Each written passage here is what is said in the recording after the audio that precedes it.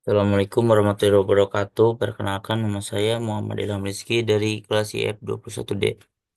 Sini saya akan menjelaskan tentang sistem terdistribusi sinkronisasi.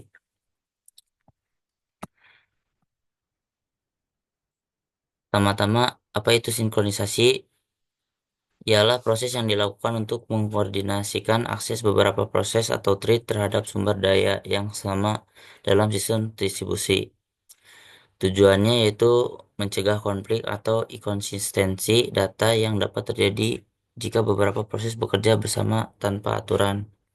Misalnya, sinkronisasi bisa menyebabkan data rusak atau saling menimpa. Yang kedua ada kenapa sinkronisasi penting? Penting karena mencegah konflik dan inkonsistensi data ketika beberapa proses mengakses sumber daya yang sama secara bersamaan. Jadi, sinkronisasi juga memastikan urutan eksekusi yang benar, menjaga integritas dan konsistensi data, serta menghindari masalah seperti deadlock dan starvation yang bisa menghambat kinerja sistem. Di sini ada tujuan sinkronisasi. Yang pertama, menghindari kondisi balapan atau yang disebut dengan race condition. Ketika dua atau lebih proses bersaing untuk mengakses data yang sama, menyebabkan hasil yang tidak dapat diprediksi dan inkonsistensi data. Contohnya, mencoba menambah nilai saldo rekening bank pada waktu yang sama dapat menyebabkan kesalahan perhitungan saldo. Yang kedua ada menjamin konsisten data. Data sistem di mana data diakses secara paralel. Sinkronisasi memastikan bahwa perubahan data dilakukan dalam urut yang benar sehingga hasil akhir tetap konsisten. Yang ketiga, memastikan urutan eksekusi yang benar.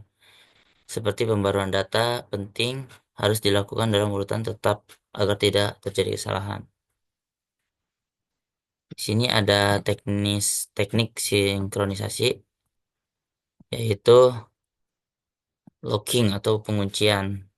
Teknik ini memastikan hanya satu proses yang bisa mengakses sumber daya tertentu pada waktu terdapat beberapa jenis locking. Yang pertama ada mutual exclusion atau disebut mutex. Yang kedua ada rate locks.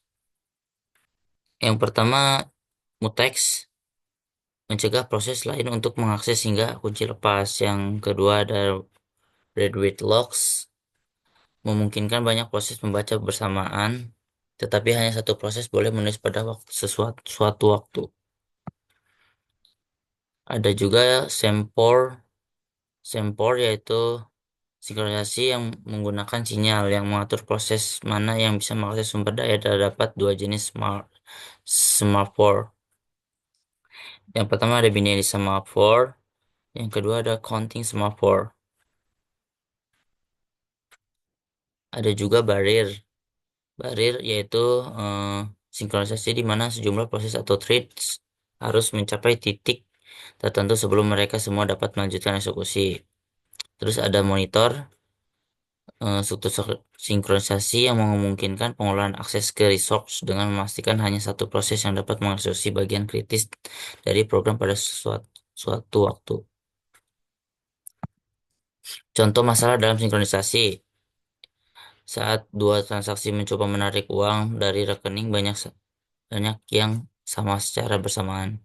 Jika tidak ada sinkronisasi, bisa terjadi kondisi di mana saldo akhir menjadi negatif karena kedua proses tidak saling menunggu dan membaca saldo yang sama sebelum perubahan terjadi.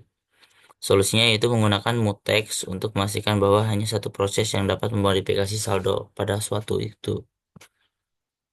Tantangan sinkronisasi. Yang pertama ada deadlock. Situasi ini di mana saling menunggu satu sama lain sehingga tidak ada yang bisa melanjutkan pekerjaan. Yang kedua ada lab lock, yaitu proses terus berubah-berubah status tanpa mencapai hasil yang diinginkan. Yang ketiga ada starvation, proses tertentu tidak pernah mendapatkan kesempatan untuk mengakses sumber daya karena selalu didahului oleh proses lain.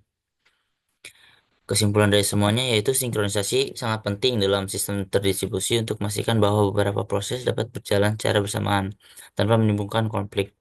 Dengan menggunakan teknik seperti locking, semaphore, dan monitor, kita dapat menghindari masalah seperti race condition, deadlock, dan inkonsistensi data, sehingga operasi sistem berjalan lancar dan efisien.